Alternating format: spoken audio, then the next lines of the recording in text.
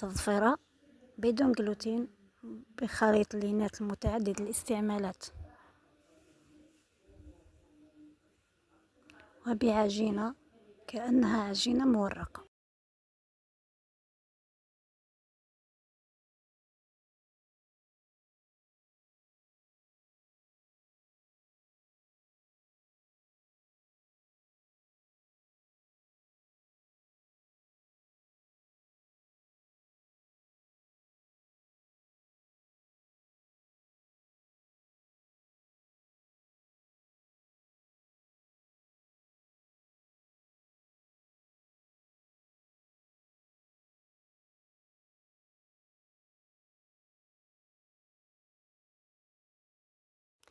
قوامها جاي قرمش، وجد كأنها عجينة مورقة. الحشو اختياري.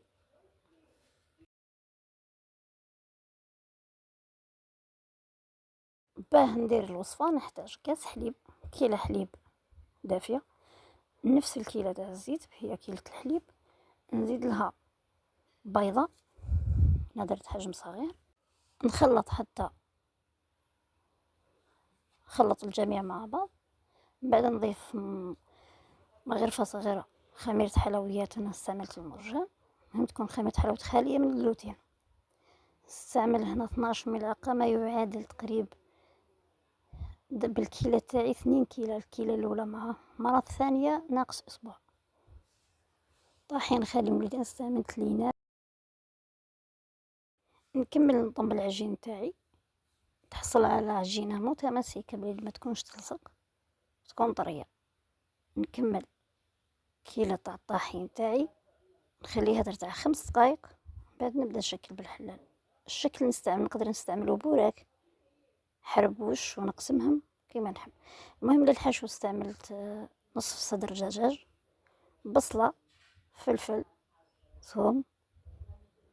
طبعا التوابل اختيارية، انا استعملت فلفل اسود وثوم بودرة.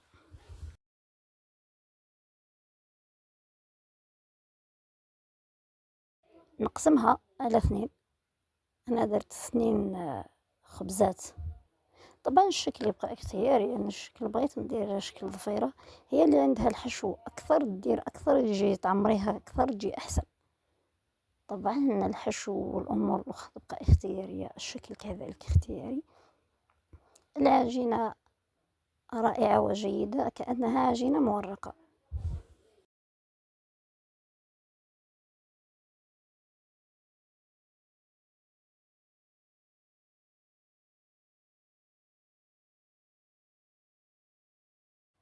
هنا قسمت العجين تاعي، طبعا بعد ما حليتها. هنا عندي فرماج، نستعمل طبعا فرماج خالي من الجلوتين، تستعمل كاين وليد، كاين بريزيدون، كاين بزاف انواع خاليه من الجلوتين. طبعا ليس تحضير جبن. الحشو تاعي طبعا امامكم، وندير الشكل اللي حبيت نديرو. كي نكملها ندهنها بصفار بيضاء.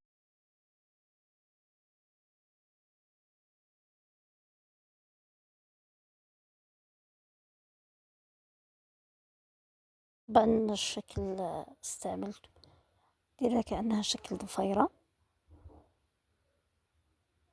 نجيب نقسمها كذا خطوط مستطيلة بالعجين تكون لاصقة، ونجيب الأول ومن بعد نلصق الثاني ومن بعد طبعا أمامكم يلصق بدون ما، واللي بغات تستعمل الماء أو بياض البيض أو الصفار تستعمل عادي.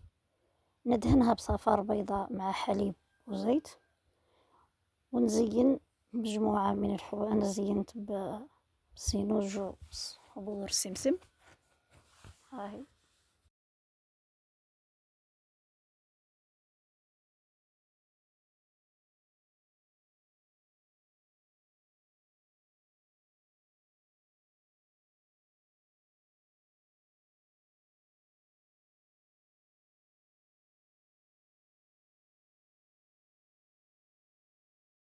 زوج 2 خبزات نكملهم كما قلت، نكمل ندهنها بصفار البيض، ونديرها في فرن درتها على فرن كان شاعل من قبل على 170 درجة، ونقص لها ونخليها تطيب على نطيبها على نار هادية باش طيب لي